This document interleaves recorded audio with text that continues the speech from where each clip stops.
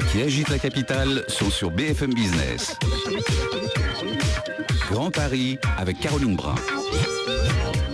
Et un débat autour d'une polémique, une polémique qui fait rage depuis que Arnaud Montebourg a acté la création de ce fonds qatari qui doit venir en aide aux territoires défavorisés. C'est comme cela que le ministre du redressement productif s'est exprimé. Alors solution ou problème, eh bien c'est ce qu'on va voir sur ce plateau. Je reçois Jacques Salvatore. Bonjour. Vous êtes le maire socialiste d'Aubervilliers en Seine-Saint-Denis. Kamel Hamza, bonjour. Vous êtes le président fondateur de l'ANEL. L'ANEL, c'est l'Association nationale des élus locaux de la diversité.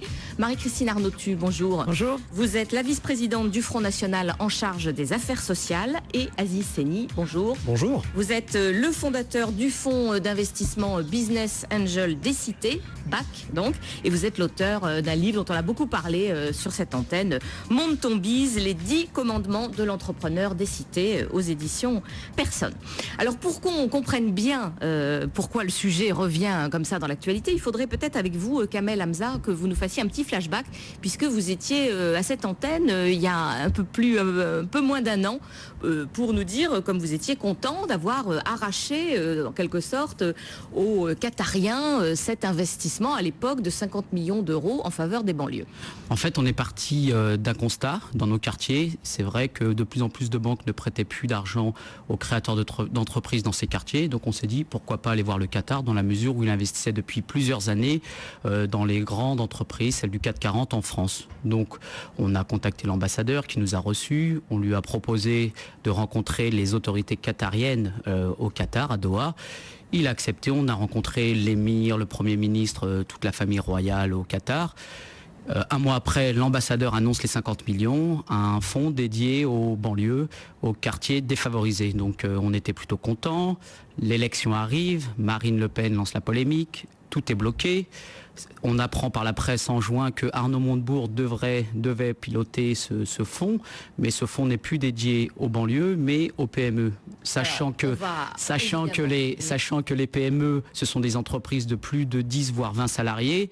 Tous ces créateurs d'entreprises qui nous ont contactés, qui sont nombreux, émanant de ces quartiers, ne sont plus dédiés à ce fonds d'investissement. Donc on a lancé une pétition en dénonçant le hold-up de Montebourg sur ce fonds. Il n'y a pas très longtemps, il y a une semaine, Montebourg nous contacte suite à une conférence de presse pour dire où ça en est. Il nous dit, rassurez-vous, le fonds sera fait. Et vous en profiterez. Alors, parce que c'est long, d'accord. Jacques Salvatore, au fond, on a bien fait de geler le sujet pendant la campagne. Il fallait le geler ou pourquoi on a perdu du temps ? Les campagnes électorales, c'est jamais propice à l'évocation de ce genre de sujet. Vous avez vu à quel point le moindre sujet de vie quotidienne pouvait faire l'objet de proclamations spectaculaires pendant la campagne. Les choses se calment immédiatement après les campagnes, c'est tant mieux.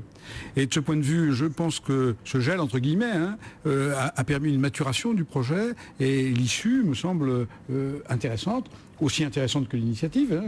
Loin de moi de l'idée de penser que le fait que des jeunes entrepreneurs français puissent prendre l'initiative d'aller rechercher des fonds quelque part dans le monde soit contre-indiqué. Au contraire, ça prouve leur volonté d'aboutir. Et là, l'équilibre qui vient d'être trouvé me semble satisfaisant. À la fois, c'est un fonds qui sera transparent, qui sera mixte, qui sera doublé puisqu'il s'agit de 100 millions d'euros, qui sera 150 même maintenant. 150 maintenant.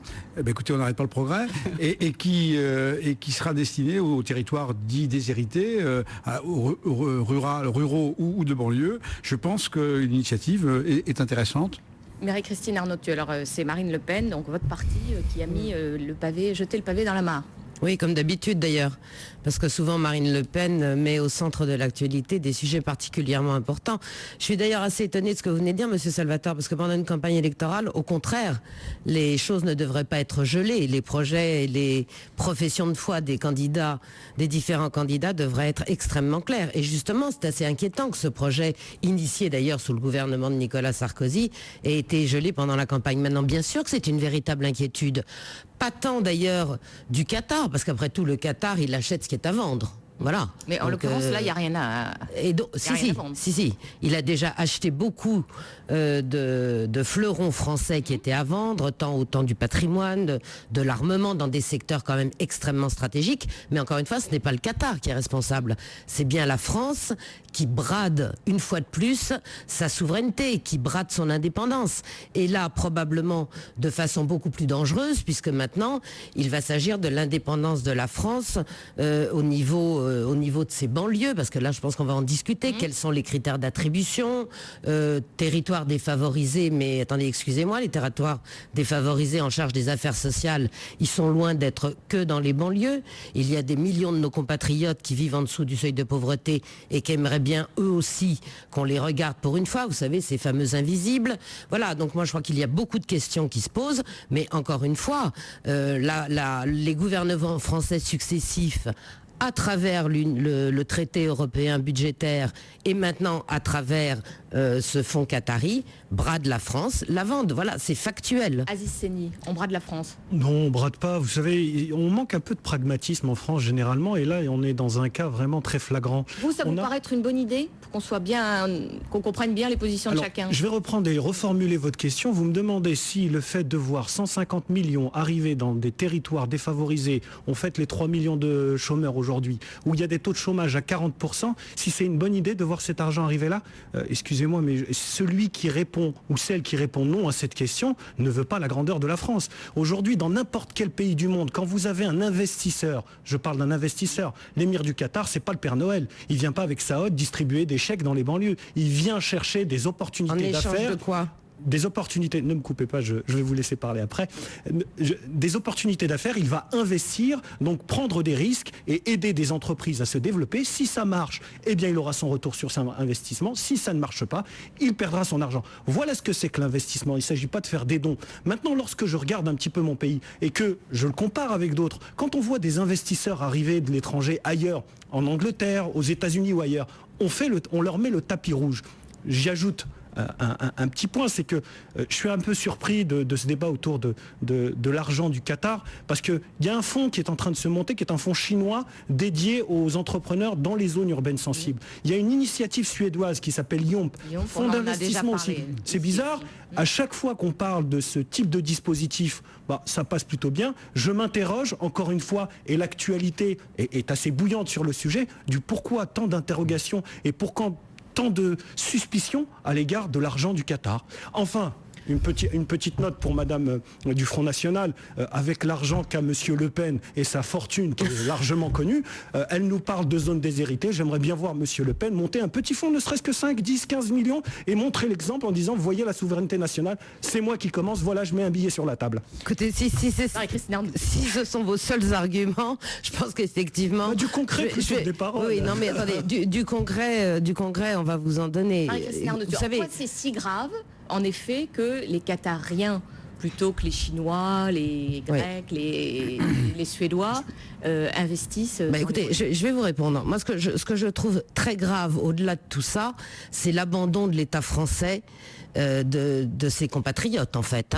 Parce que si on en arrive là aujourd'hui, et si effectivement on est obligé de céder à un investissement du Qatar, c'est bien parce que l'État français a abandonné ses compatriotes en refusant d'ailleurs et en ouvrant les frontières à tout vent, depuis Maastricht, en gros.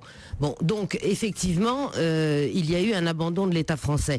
Il y a eu aussi un échec de l'État français à travers, vous parlez des banlieues, alors parlons-en, 90 milliards d'euros depuis 30 ans mis dans la politique de la ville, avec ce rapport de la Cour des comptes qui n'est pas Front National et qui avoue tous les échecs de la politique de la ville. Voilà. Maintenant, sur le Qatar, c'est quand même assez étonnant de voir de votre part, tous de partis politiques soi-disant si républicains, que vous ne vous étonniez pas qu'on accepte aussi facilement l'argent d'un pays qui d'abord, c'est un émirat, ce n'est pas une démocratie, il n'a pas été élu par le peuple, et puis en plus, excusez-moi, mais enfin, je vais reprendre ne serait-ce que la réflexion qui était faite par un sénateur américain en 2009 qui disait « Le Qatar ne peut pas être le lundi l'allié des Américains et le mardi armer le bras du Hamas ». Voilà, c'est pas, encore une fois, c'est pas Jean-Marie Le Pen ni le Front National qui l'a dit. Donc oui, il y a un risque avec le Qatar qui, je vous le rappelle,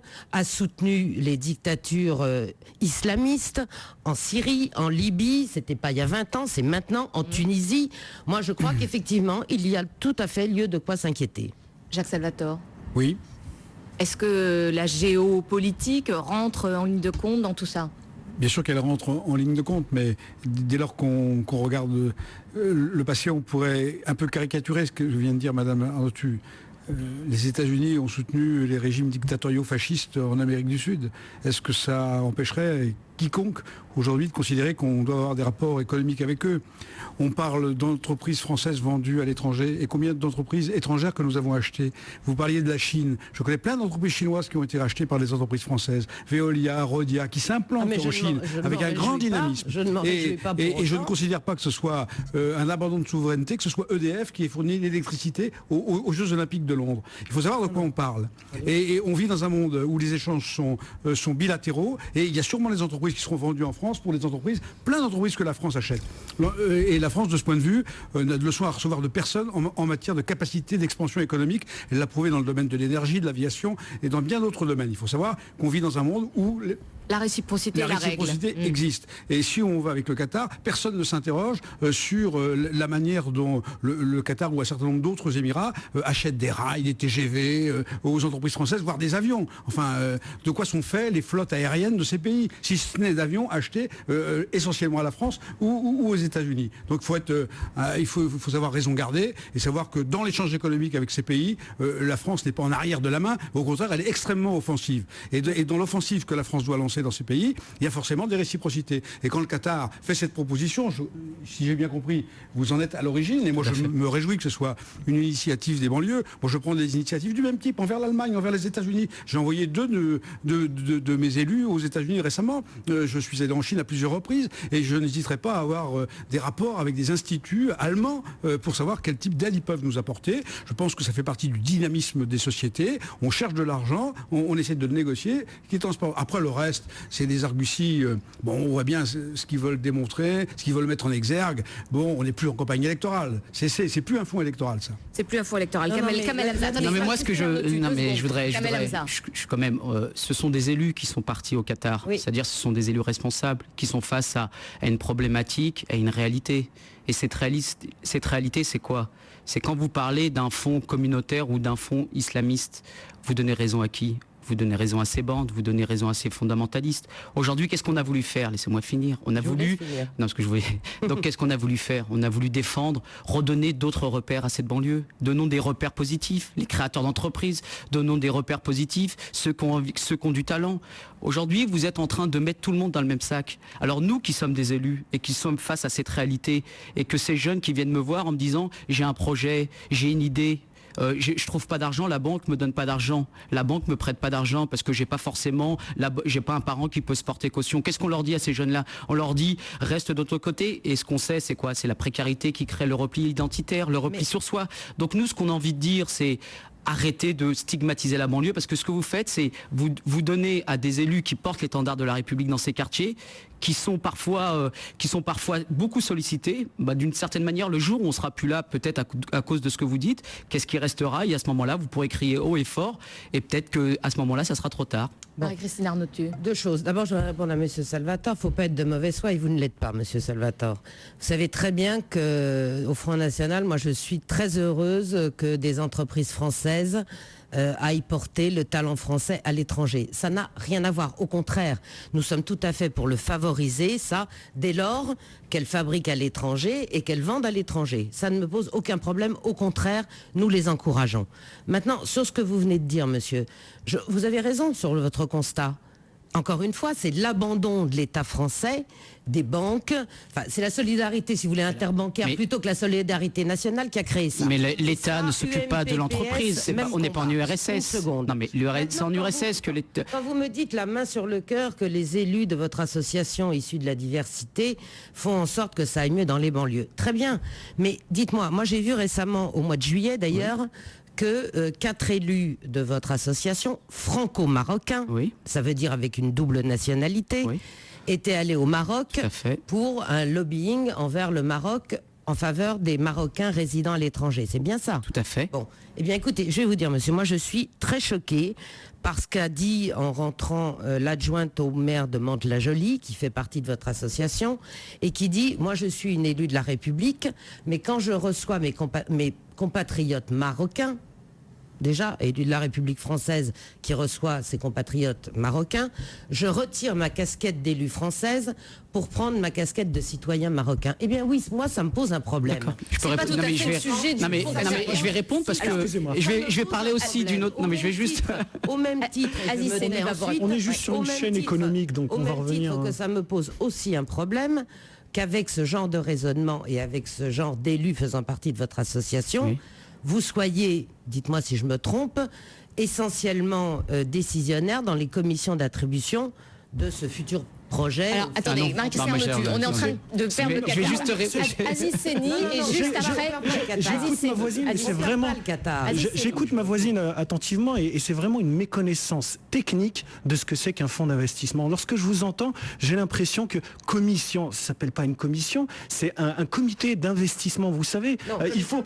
des projets. Vous mélangez banque, projets.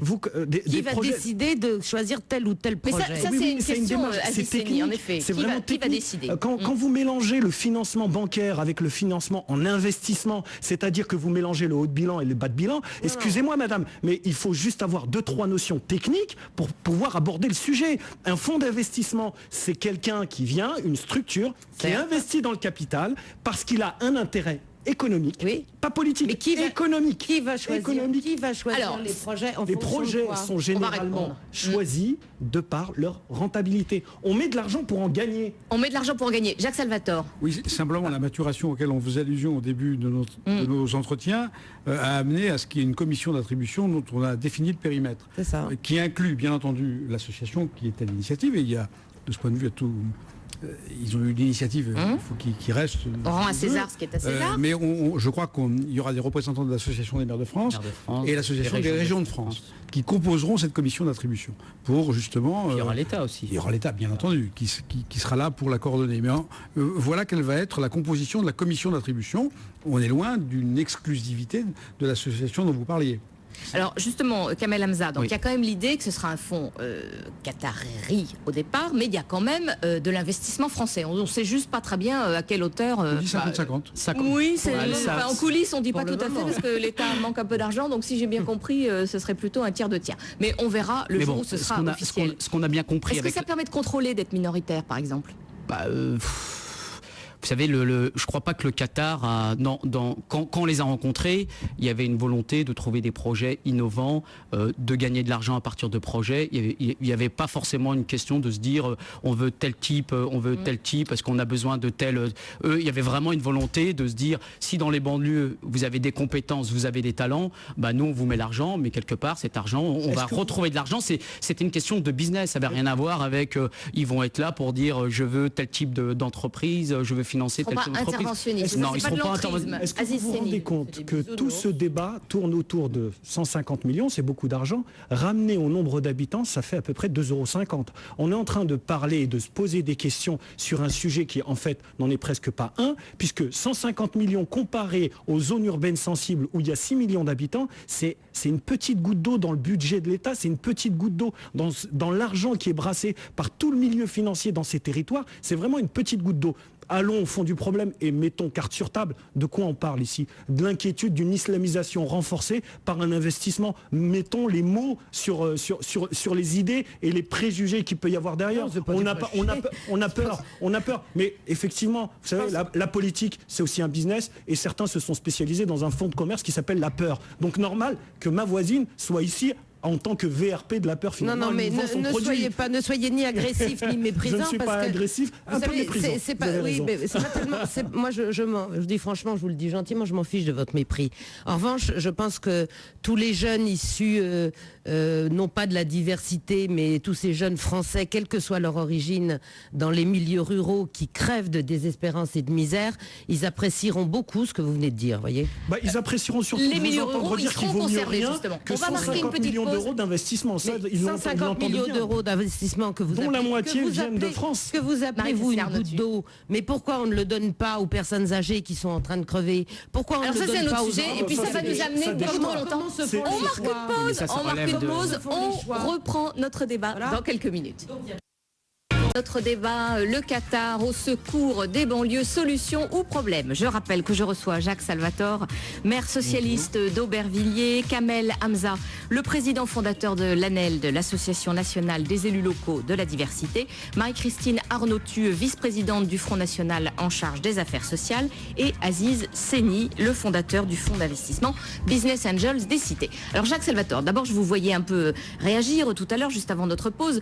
Pour faire très court, Marie-Christine Arnautu a dit c'est pas le royaume des bisounours. Les Qatariens, en gros, s'ils viennent, c'est avec une intention. Au fond, est-ce qu'on peut s'interroger, en effet, sur la stratégie des Qatariens? C'est pour se donner une bonne image en France? Je pense que, bien sûr, il y a des intérêts qui sous-tendent leur démarche, comme tous les intervenants économiques du monde. Et les Qatariens ne sont pas différents des autres agents économiques. Ce qui s'est passé avec le Paris Saint-Germain le démontre, mais ils se donnent à travers le Oui, Paris. il y a du business à la clé, quand même. Oui, bien sûr, c'est ce que je dis. Il y a du business, il y a une surface médiatique qui est considérablement développée et qui revient en quelque sorte sous forme de retour d'investissement. Donc là, il y a une volonté sans doute de redorer l'image de marque de cet émirat, qui passe à travers le soutien à des projets pour des territoires dits déshérités, alors banlieues et ruraux, puisqu'il a été, dans le fond, il est très clairement dit, Élargi, oui. c'est élargi. Vous y croyez? En tout cas, c'est dit. Mais ça plaît pas à Kamel Hamza, justement. Il a commencé son intervention en disant nous a un peu piqué notre idée. Pour faire court. Non, mais au début, c'est vrai que quand on n'a pas parlé de zones défavorisées, on a plutôt parlé de PME. Et sachant que nous recevions que beaucoup de dossiers avec des créations d'entreprises, une PME, c'est une entreprise de plus de 10 salariés, ce qui veut dire que 80% des dossiers qu'on recevait étaient mis à la trappe. Pas, Donc c'est pour ça. Mais nous, on est plutôt d'accord pour cet élargissement. D'une certaine manière, ça permet de répondre à tous ceux qui veulent lancer la polémique. Dans ces zones rurales, je ne pense pas que le Qatar va vouloir christianiser les zones rurales. Donc aujourd'hui, c'est aussi une manière de dire que tous les Français, quelles que soient leurs origines, seront retenus, parce qu'on a aussi entendu parler de communautarisme, etc. Ce fonds est destiné à tout le monde. Dès le moment où le projet est à la fois dans les zones rurales et de banlieue, et dès le moment où c'est un projet qui a une question d'innovation et permet de défendre de l'innovation dans le pays. Ce qui implique Jacques Salvatore est juste après. Un petit élément qui a quand même son importance. Je vous rappelle que la France, pour le Qatar, c'est un paradis fiscal. Je vous rappelle que M. Hollande n'a pas eu le courage d'aller jusqu'au bout, puisqu'il y a une convention spécifique entre la France et le Qatar qui permet à tout investisseur qatari de venir en France, d'investir, d'être exonéré sur l'ISF, sur l'impôt sur les bénéfices, etc. C'est vrai que Nicolas Sarkozy avait signé cette convention, ce qui a permis à beaucoup d'argent de venir dans les entreprises françaises, dans les grandes entreprises. Nous en avions besoin. Ça peut être aussi permis de conserver des emplois. Et aujourd'hui, le Qatar continue à venir investir. Ce qui démontre aussi par ailleurs que lorsqu'on met une flexibilité un petit peu sur tous les dispositifs fiscaux, on peut avoir aussi de l'argent qui arrive en termes d'investissement. Ce que je voudrais aussi souligner, c'est que c'est une bonne chose aussi de rappeler que les banlieues ne sont pas les seules zones défavorisées économiquement. Il y a aussi les milieux ruraux. Et moi, je me félicite de voir en tout cas ce dispositif s'élargir et de dire finalement l'argent du Qatar ou l'argent des Chinois demain ou l'argent des Suédois ne va pas uniquement à Saint-Denis dans le 93, à Mantes-la-Jolie ou ailleurs, il va aussi au fin fond de la Corrèze, qui est cher, un département cher pour certains. Jacques Salvatore. Je peux répondre là, si vous voulez, je peux dire quelque chose?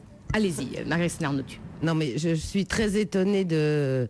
Alors vous m'appelez la dame du Front National, je vais vous appeler le monsieur Business Angel des cités, voilà. Ça me va bien, moi. Bon, bah tant mieux.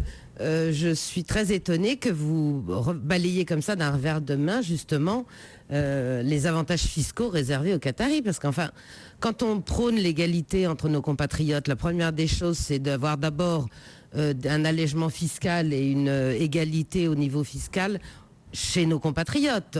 Alors, à l'heure où, finalement, je ne prendrai que l'exemple des retraités pour lesquels on veut supprimer les 10% en appelant ça une niche fiscale, ça ne vous choque pas. Mais qu'on fasse, effectivement, qu'on déroule le tapis rouge au plan fiscal aux Qataris et aux investissements qataris, ça ne vous dérange pas non plus. Écoutez, moi, je trouve ça assez étonnant. Maintenant, je voulais reprendre, moi, l'expression d'une élue socialiste, Marianne Louis, qui a siégé avec nous au Conseil régional, et qui, elle, parle de communautarisme économique. Donc vous voyez bien que ce chiffon rouge n'est pas agité par Marine Le Pen particulièrement et par le Front National, mais par l'ensemble de nos compatriotes. Parce que vous qui êtes toujours à regarder les sondages, regardez les sondages. Il y a plus de 70% des Français qui s'inquiètent à tout le moins de cet investissement qatari en France et qui s'inquiètent encore plus. Je le répète, parce que c'est ça le début de tout, de l'abandon de l'État français qui, au lieu de réarmer la France, de la réindustrialiser au plan économique, au contraire, vend tout et finalement... Alors, avec Jacques Salvatore, Jacques Salvatore veut répondre. Mais bien sûr, Jacques Salvatore. Écoutez, il y a quand même beaucoup de solutions pour aller chercher l'argent. Et en particulier, laissez Jacques Salvatore vous répondre. Et en particulier, arrêter ce qui se passe en Espagne et ce qui se passe dans les autres pays d'Europe devrait pourtant le prouver. Arrêter de faire allégeance à l'Europe de Bruxelles et retrouvons notre souveraineté nationale. Voilà une des solutions. Jacques Salvatore. Simplement, vous remarquez petite contradiction dans le discours de Mme Arnaud tout à l'heure. Elle s'est félicitée de mon discours sur le fait que nous avions des entreprises conquérantes. Et dans le même temps, elle vient de dire qu'aujourd'hui, la France vend tout. Bon, c'est bien que c'est quand pas on vrai. achète, on vend, c'est ça? La France est en situation aujourd'hui aussi d'expansion économique et de capacité de conquérir des marchés. Elle l'a démontré aux Jeux Olympiques en Angleterre avec EDF. Mais je pourrais citer, la liste est longue des entreprises françaises qui sont conquérantes. Il y a Solvay, anciennement Rhodia. Non mais il faut le dire. Et je pense que quand on est français, c'est ça qu'on doit dire en premier. On a une industrie qui est en capacité de conquérir le monde, de pouvoir prendre des parts de marché, que ce soit nos entreprises de BTP, nos entreprises d'eau, Veolia, Suez, les entreprises d'assainissement. Enfin, l'assainissement dans le monde, il est quasiment français. Et tout le monde le sait. Alors ça peut poser des problèmes d'ailleurs aux pays qui en bénéficient. Je pense au Brésil, je pense à la Chine, je pense à un certain nombre de pays qui font appel à nos entreprises pour développer leur dispositif. On pourrait imaginer que ça devienne plus moral et qu'on soit plus au service des gens plutôt qu'au service du profit qu'on en tire. C'est une critique qu'on pourrait nous faire. Mais maintenant que nos entreprises soient conquérantes, il ne faut pas le nier, il faut le dire. Soit on est fier d'être français, soit on ne l'est pas. Je suis fier d'être français. Je suis fier des entreprises françaises. Je suis fier de la capacité technologique française. Et je ne m'inquiète pas de 50 millions qui viennent du Qatar. Vous ne vous inquiétez pas, parce que sans faire de jeu de mots qui serait peut-être mal pris, arrêtons de nous voiler la face, ça ne vous inquiète pas qu'un pays étranger qui soutient encore une fois des dictatures islamistes investissent et donc risque de prendre quand même le contrôle, parce que là c'est le problème. Alors ça c'est quand même le sujet de la fin, le contrôle. Voilà. Croyez-moi, il vaut mieux être inquiet. Excusez-moi, il vaut mieux être inquiet de la stratégie des Chinois qui arrivent en France et qui mènent des investissements, croyez-moi, peut-être de manière beaucoup plus silencieuse, mais beaucoup plus importante que 50 millions qui arrivent dans les banlieues. 50 des Qataris. C'est plutôt 100 et 50 de l'État. Par différents fonds publics. Mais ce qui est intéressant de voir, et dans le discours de Madame, du Front National, c'est... De Marie-Christine Arnautu, appelons-la par son nom. Arnautu, non, mais c'était une petite... Vous avez perdu votre sens de l'humour. Allez, on conclut, là, on perd du temps, là. C'est simplement de remettre sur la table, excusez-moi, je vais me répéter, l'inquiétude qu'elle essaye de nous vendre, Marine Le Pen et le Front National, c'est cet argent islamique, cet argent halal qui arrive et qui va inonder les banlieues. On n'est plus chez nous. Bref, la vieille rengaine du Front National. Alors, la réponse à cette rengaine, et revenir à des analyses économiques. Avons-nous besoin d'investissement en France, oui ou non? C'est la question de la gouvernance. Alors, Kamel, Hamza, et de la question du communautarisme. Est-ce qu'on va être sûr, en effet, que tous les territoires seront représentés? Comment ça va se décider? En fait, il y aura, dans la mesure où il y a l'État, il y aura du contrôle. Il y aura une commission qui sera chargée de regarder tous les dossiers, il y aura de la transparence, il y aura en même temps, ce contrôle sera fait vu qu'il y aura l'État. Et puis je m'interroge aussi sur une chose, c'est si les habitants des pays étrangers où la France investit se disaient la même chose, entendaient ce qu'on se dit. Si demain on entendait par exemple en Algérie, au Maroc, dans tous ces pays où la France investit, les entreprises françaises viennent christianiser notre pays. Franchement, à un moment donné, il faut qu'on arrête, quoi. La mondialisation, elle est là. On a une crise, il faut qu'on arrête de pointer du doigt. La France est un grand pays. La France est un grand pays. La France a quand même, c'est pas, elle a investi à l'étranger. C'est le mot de la fin. Kamel Hamza, Jacques Salvatore. Simplement, vous parliez d'appréhension et d'angoisse. Moi, mon angoisse, par exemple, pour un sujet que je connais bien, c'est qui en Chine va construire le réseau TGV? L'Allemagne ou la France? qui va construire un certain nombre d'équipements? L'Allemagne ou la France? On est en compétition économique aujourd'hui. Et il faut donner à notre pays tous les atouts possibles. Sur le et se donner nucléaire. tous les moyens qu'on soit en capacité de conquérir des marchés. Mais par et ça, exemple, c'est là, mon ça- angoisse principale. et là, ça le nous donne les repli sur moyens nos de- frontières, ou regarder le petit détail, ça a une importance, il faut être vigilant. Je reconnais par exemple que l'élargissement du fonds à la ruralité est une bonne chose et que la critique initiale n'était pas complètement désavouée, enfin dénuée de légitimité. Strictement réserver ce fonds aux banlieues, le fait qu'on Donc cette l'élargisse, deuxième version, vous considérez qu'elle est meilleure que la je première? le considère, mais je pense que vous Oui, avez oui, non, dit mais là-dessus, aussi la il y a même pas de chose. souci, on est Et les d'accord. critiques qui étaient émises à ce moment-là sur cet aspect du fonds étaient légitimes et on pouvait les entendre. La preuve, c'est qu'il a été modifié. Mais l'objet principal pour nous, Français, aujourd'hui, c'est qu'on est en compétition mondiale et qu'il faut donner à notre pays les moyens de gagner. Et l'image. Oui, mais pour Le mot de la lui fin est donner très les, court, pour lui Marie-Christine donner les moyens de gagner, Monsieur Salvatore, il faut que nous retrouvions notre souveraineté. Il n'y aura pas d'autre solution. Merci à On tous les s'enferme et on quatre. reste tout seul. Aziz Seni, merci à tous les quatre d'avoir Caricaturer débattu l'avenir nous de donnera ce raison. sujet très polémique. On va marquer une pause.